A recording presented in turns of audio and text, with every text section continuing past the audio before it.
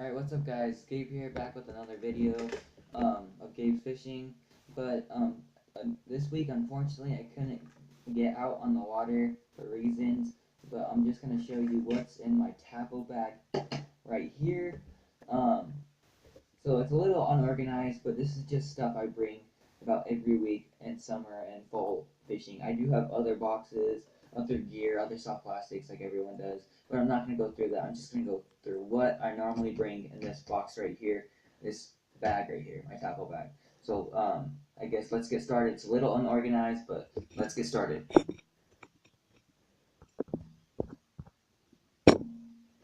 Alright, so we're going to get started with the first box. Is our jerkbait box right here. So, for jerkbaits, I really don't throw jerkbaits for bass that much. When I do, it's normally in the fall months or early spring, and I normally throw like trout patterns such as this one right here, because they're down in Colorado. They do stock trout, and the basses grub on them, little small trout like this, and they do stock trout, so it's like a little forage for them.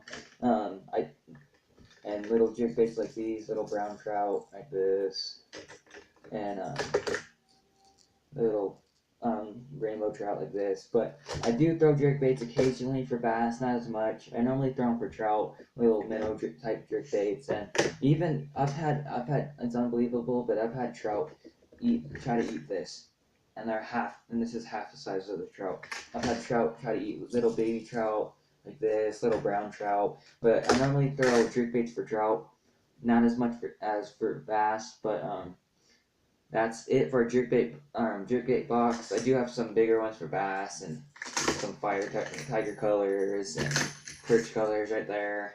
I do have a shad color I just recently picked up not too long ago. It's a little jointed jerkbait right there that I want to try out. But that's pretty much it for a jerkbait box, and let's get on with the next box. Alright, our next box is going to be our top water box right here. I used to be a big fan of throwing top water, but now I'm not for some reason. I kind of just distanced myself from it because I wasn't catching as much fish on top water. And here in Colorado, I think it might just be me, but the fish really don't react to top water as much as the lakes that I fish, like our local reservoir, they love top water up there early morning, late in the day. They'll eat top water, but like in the middle of the day, of course they're not gonna eat top water. But it hasn't really been so good for me this year. But I do have some cool little baits like this live target sunfish right here. Cool little live target sunfish. I think I've caught like 1 or 2 fish off this. Got a bunch of blowups off of it, but it's a cool little bait right there. And we got some little frogs right there. Pointing hooks. You got this Strike King rat right here. So it's soft plastic rat. It's all ripped right there. We've got some popping frogs. Little popping frogs right there. But when I normally do fish topwater, I love fishing for smallmouth bass, and I love to throw poppers. Little poppers just like this one. And even the poppers with the hair. I love throwing poppers with the hair because it just gets them to bite.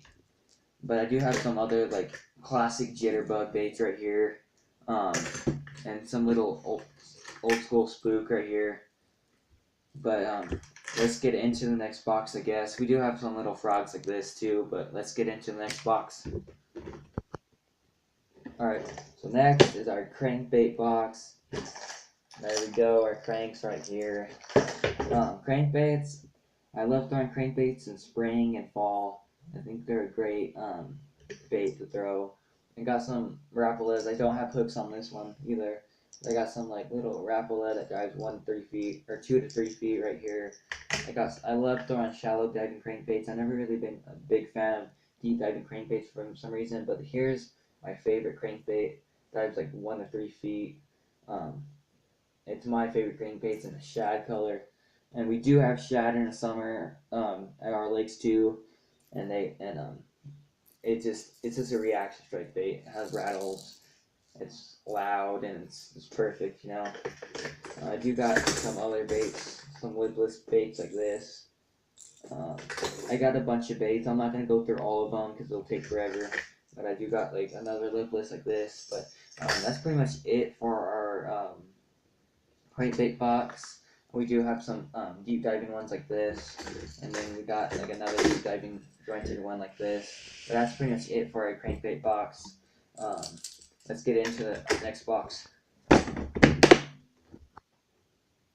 Alright, so for a fourth box, I have to have like a little jig box.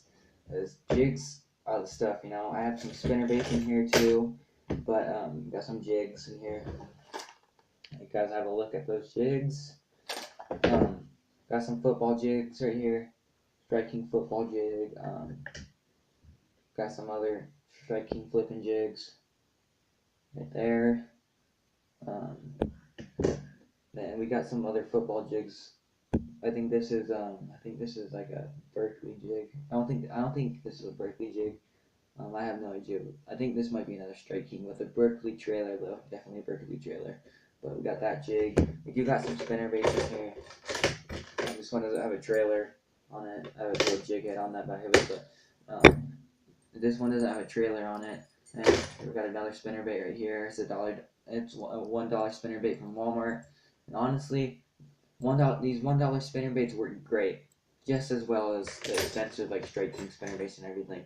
Then we got some little other jigs like this, and we got some flipping jigs just like this, and we got some little Ned rigs I put together. There's a few different colors I've made. Little small Ned rigs. This is my favorite color I put together right here though. Right here. It's my favorite color I put together. Cool little Ned rig. But they're small. Let's keep going and get started with our next box. Alright, for our fifth box of the day, this is kind of a miscellaneous box. I could kind of bring it for our little swim baits like this. Little swim bait. Well, it's not kind of a little swim bait. This is a big swim bait for me.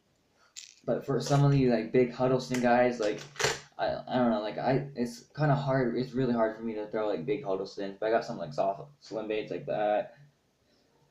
Some more little soft plastic swim baits. Some hard body swim baits. And I got another soft swim bait like this.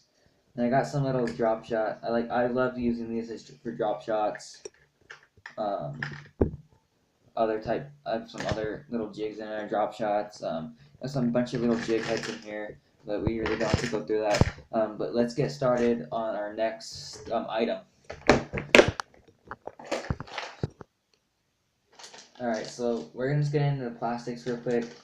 I just got some yum dingers right here. Some Bass Pro Shops Tournament Series Curly Tails. Some Mighty Bugs right there. Some Strike King Senkos. Some Lucky Strike Ribbon Tails. Some Yum Craws. And I got a whole bunch more in there, but I'll show you a few more stuff. I got a whole bunch more plastics, but I'm not really going to go in depth with the plastics. I got this little Bass Pro Shop scale right here. Has a little tape measure. It can weigh up until 50 pounds. I feel like this scale's a little bit off. It's really hard to weigh fish, but it did say that giant smallmouth I caught in a few other the past videos was 4 pounds, so I believe it because that was a giant smallmouth. That was my PB smallmouth. But I do got some other like Gary Yamamoto. Yeah, I got some Gary Yamamotos right here. Get those out. Some Gary Yamamoto curly tails for smallies. I love smallmouth. I love largemouth. I love it. Every species of bass. I don't really pick out either ones because in Colorado, on an average day, you catch both species. I have caught a few spotted bass this year. Well, not much. But thanks for watching. Please like and subscribe, and I'll catch you guys later.